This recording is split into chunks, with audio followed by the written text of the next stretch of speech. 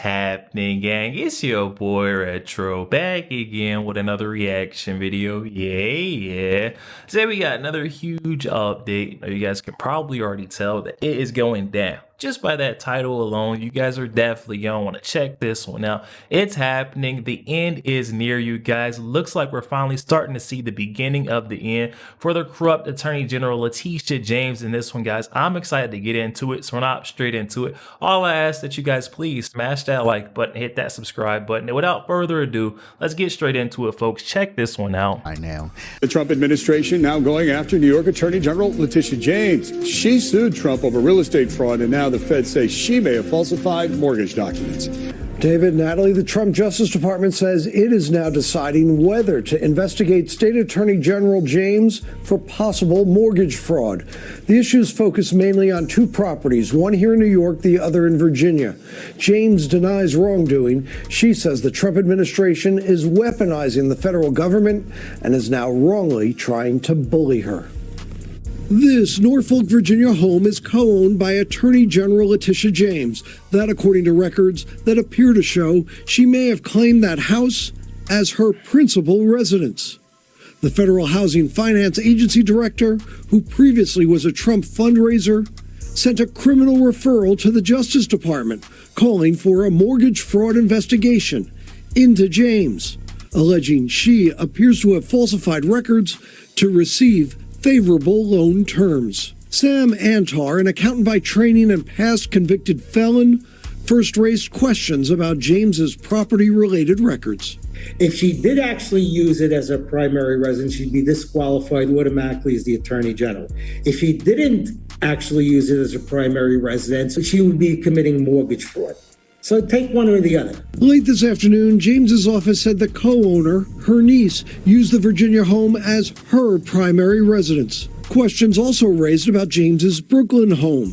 2001 city records show it was a 5-family dwelling, which experts say would require a commercial property loan with perhaps higher interest rates. But James allegedly listed it as a 4-family unit.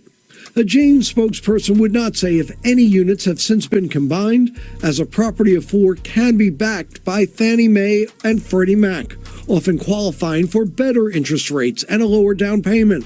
James's office says since she has owned the Brooklyn building, it has always been a 4-residence home. A spokesman for James today said the Trump administration weaponizes the federal government against the rule of law and the Constitution. She will not be intimidated by bullies, no matter who they are.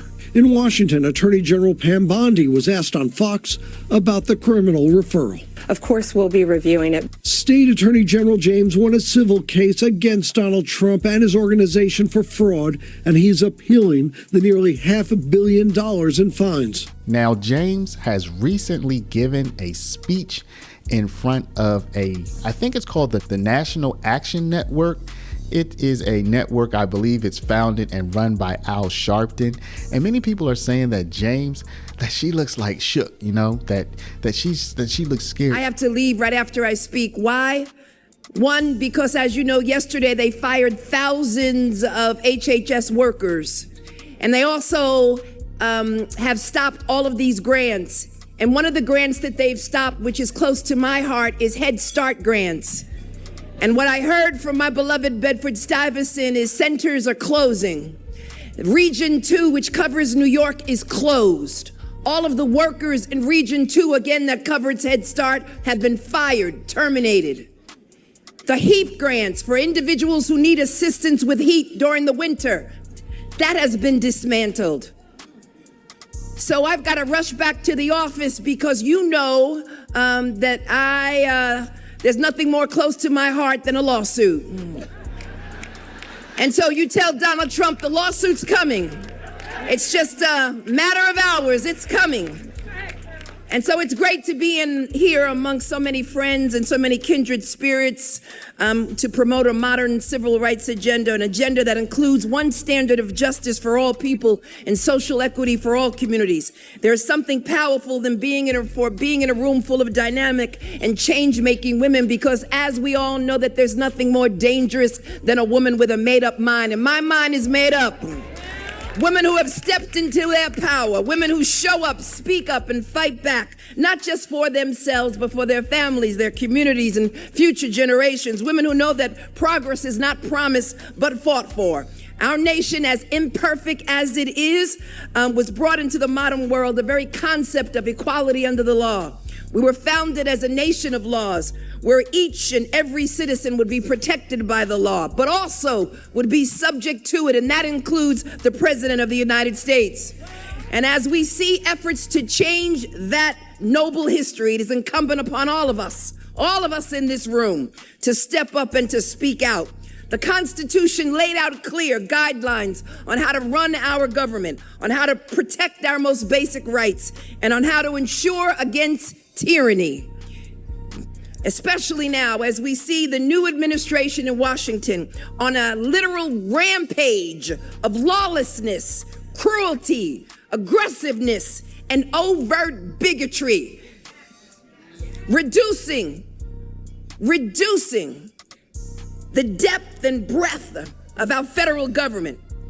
Our standing across the globe has been diminished, and our economy is tanking right now.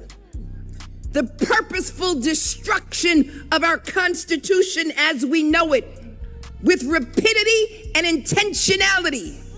A nation whose very existence is predicated upon beliefs of checks and balances within our government. And yet, we are seeing Republican members of Congress acquiesce, capitulate, bow down, cooperate, ignore their responsibilities and their duties.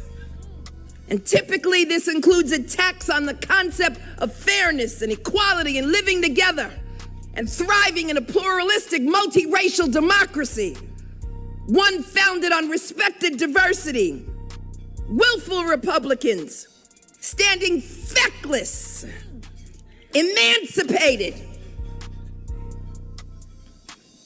The Trump administration is systematically dismantling fought civil rights gains at the United States Supreme Court,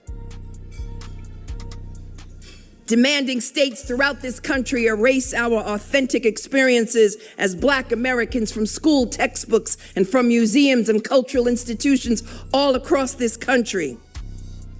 He issued an executive order ending 60 years of protection against racial discrimination in federal contracting and hired. In DOJ, he purged the database that tracked federal police misconduct, erasing the records of all police terminations, abuse, and civil rights violations. The administration announced recently that HUD, Housing and Urban Development, is cutting the program that fights home appraisal bias. The United States Department of Agriculture suspended the college scholarship program from students from rural and underserved backgrounds who attend HBCUs. The administration recently announced it will no longer require federal contractors to uphold government prohibitions against segregation in the workplace. And he's erasing the public display of Black war heroes in public places of honor and respect throughout our military. And you know, most recently, Donald Trump has dismantled the Department of Education, which protects all of our public school children, equal and civil rights, and so much more. And have we seen just yesterday and most recently the purging of the federal government, which disproportionately impacts Black women and women in particular.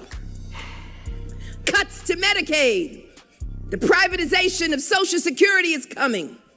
And last week, Trump announced the anticipated voter protection bill, the SAVE Act, which is nothing more than a voter suppression bill, risking the disenfranchisement of millions of eligible citizens. And let's not forget the fear that's gripping immigrants who have fallen in my arms, afraid of going to school, going to work, going to church, going to court. And this chaos, this disruption is deliberate. It's an attempt to demoralize you and to wear you down.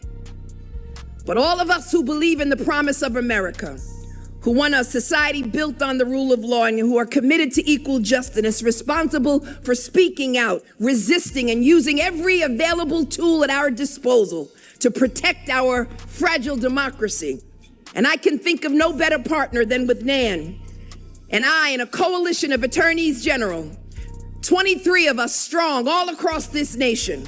We've been working to fight and defend America's rights from the onslaught by the Trump administration, to oppose the manipulation and the reinterpretation of our laws and our Constitution, and we have been winning.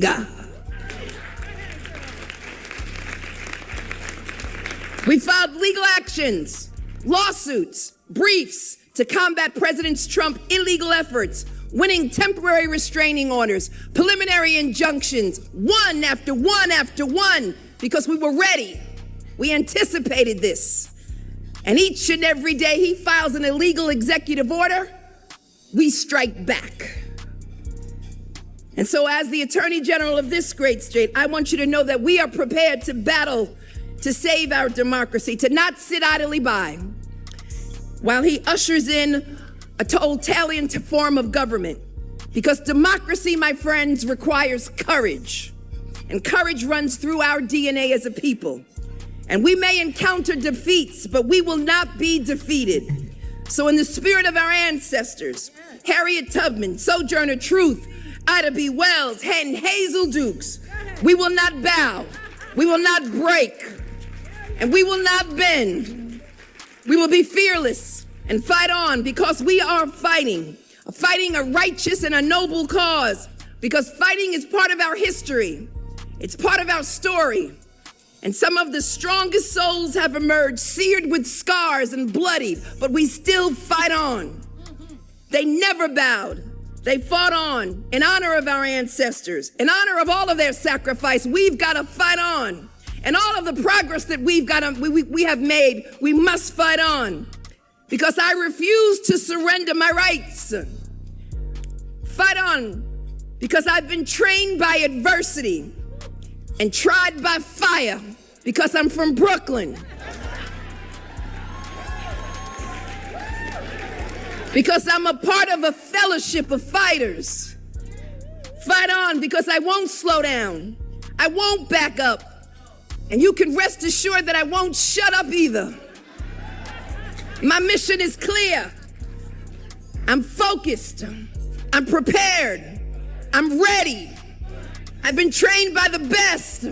I went to Howard University that overturned legal segregation in this country.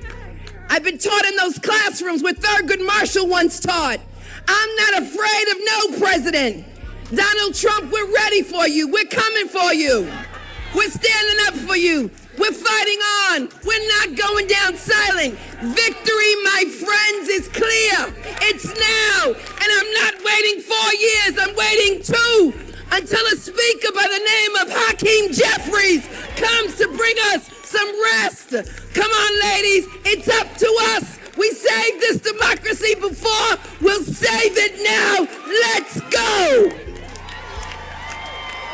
Yo, there we have it, guys. Oh my goodness. I don't know. It may just be me, but this doesn't look like the face of confidence or someone who is ready to fight back against Donald Trump.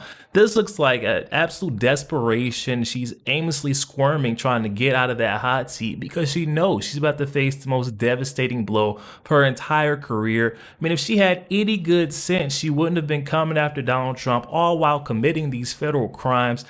She keeps trying to, point the finger and say that it's the Trump administration. Donald Trump is so in the wrong. He needs to be hit with all these lawsuits and injunctions at every step of the way. But it's truly her. This is projection 101 that we're seeing coming from the loony on the left, Attorney General Letitia James. This makes no sense whatsoever. Her whole fight speech, I don't think it's really motivating or rounding the people up. They know that she's as guilty as can be.